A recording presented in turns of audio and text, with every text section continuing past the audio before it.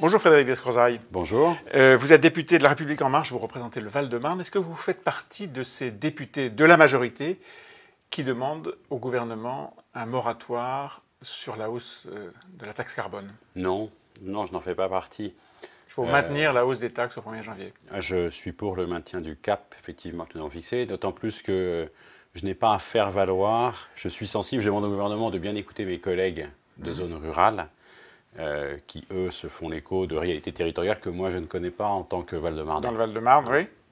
Mais certains de vos collègues au sein de La République En Marche disent « ça ne peut pas tenir ». Certains disent ça, et c'est normal qu'il y ait un débat sur toutes les questions, en réalité, un petit peu tendues qu'on traverse depuis le début du quinquennat. Il y a beaucoup de débats entre nous. La République En Marche est un groupe très composite. Ouais. Nous sommes unis par le programme du présidentiel. Ouais. Mais il y a beaucoup de sujets sur lesquels on discute. Donc effectivement, oui, il y a ces débats, et je trouve ça sain. Et je fais confiance au gouvernement. Vous trouvez que ces voix discordantes, elles sont clairement discordantes aujourd'hui, c'est sain? Oui, c'est ça qu'il y ait une reprise et qu'il y ait un débat. Et ça ne donne pas le sentiment qu'il y a le début de quelque chose qui s'appelle, je sais pas, une fronde, une fissure, peut-être pas une fracture, mais quelque chose qui ne fonctionne pas de façon unitaire au sein de la majorité? Non, je ne pense pas, parce qu'il y a le respect de l'unité du groupe et de la conduite du programme. Ce qui, moi, à titre personnel, me tient, de toute façon, ce qui nous tient tous, c'est on dit ce qu'on a fait. Alors, il ne faut pas s'entêter avec ça. Et il y a un tel cri qu'on ne peut pas le balayer d'un revers de main. Donc, il ne faut pas s'entêter, vous voulez dire quoi? C'est-à-dire qu'il faut écouter et sur la façon dont on procède, revenir sur des choses qui ne marchent pas, qui marchent moins bien ou qui ne vont pas assez vite. Alors, comment on tient? Comment on tient? Comment le cap? Comment est-ce que vous tenez le cap? Comment est-ce que vous faites en sorte que les gilets jaunes rentrent, si j'ose dire, à la maison ou replient leurs gilets et les remettent dans le coffre? La méthode qui a été proposée par le président de la République me va bien, c'est-à-dire que c'est de territorialiser les rencontres et c'est de donner plus de réalité locale à ce que nous avons fait. Pour l'instant. Enfin, vous voyez, le discours date de lundi. Dès le soir, c'était quasiment agnette. Aujourd'hui, pour dire les choses simplement, le gouvernement n'a pas trouvé d'angle à partir duquel il peut entamer la discussion. Là, je considère que vous allez un peu vite. On va voir. Cette territorialisation, elle n'a pas encore eu lieu. Et le mouvement lui-même s'est structuré en un temps record. Il a des représentants qui vont peut-être même être contestés par les Gilets jaunes eux-mêmes. C'est difficile, en fait, de donner de la réalité à tout ça. Comment on fait? On fait émerger des représentants territoriaux. De toute façon, il faut bien qu'il y ait des gens mandatés, à un moment donné. Et le mandat impératif, ça ne marche pas sur de telles échelles de population. Donc il faudra qu'il y ait du jeu et qu'il y ait de la négociation, mais sur le territoire, comme ça a été annoncé. Il faut se donner aussi quelques jours. Ne pas être constamment dans la précipitation, ça me semble essentiel.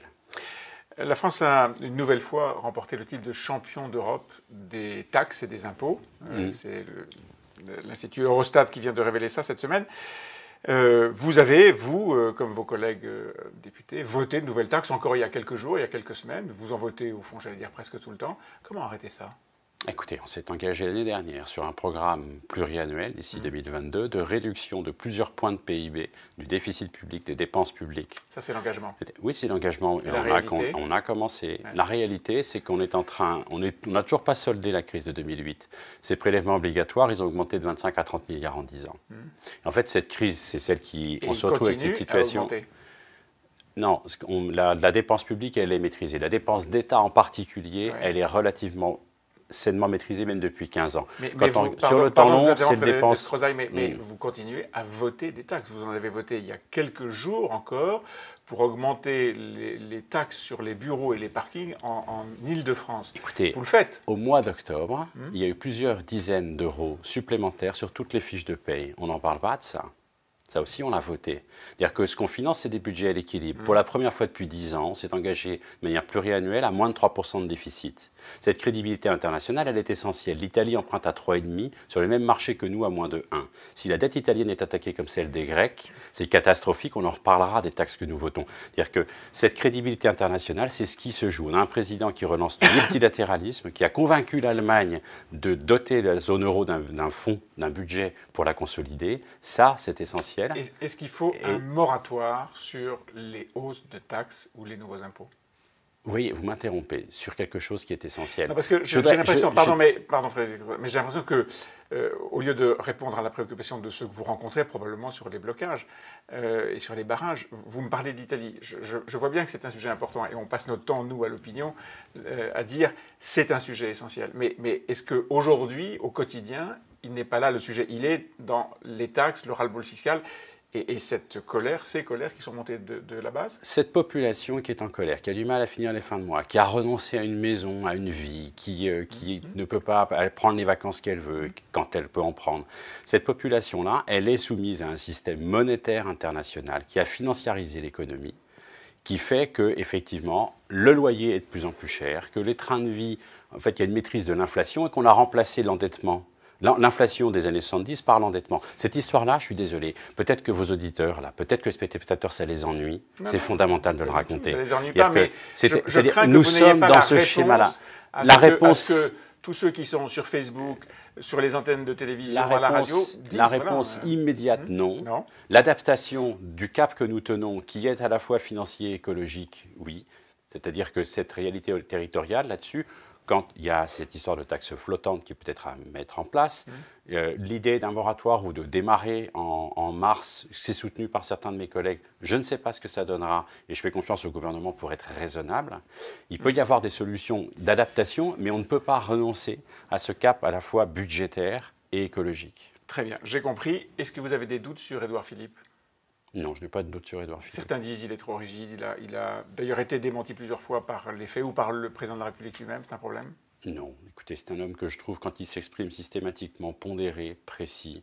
Il est toujours juste dans son ton et dans son propos. Raide ? Il fédère. Raide, pas particulièrement. C'est un homme que je trouve d'une grande finesse. Il n'y a pas si longtemps, on disait c'est remarquable, le président est descendu, Édouard Philippe sort Candie. Là, on va dire que, écoutez, laissons passer un petit peu de tendance, j'ai confiance en Édouard Philippe et en son gouvernement. Il n'y a pas une feuille de papier à cigarette qui s'est glissée entre le président de la République et son Premier ministre ? À titre personnel, je n'en ai aucune idée, ça ne m'intéresse pas beaucoup. Je pense que la confiance entre les deux hommes, elle est assez solide pour que ce genre de difficultés puisse être traversé. La République En Marche, le parti, le mouvement plutôt, devrait-on dire, va élire son délégué général ce week-end.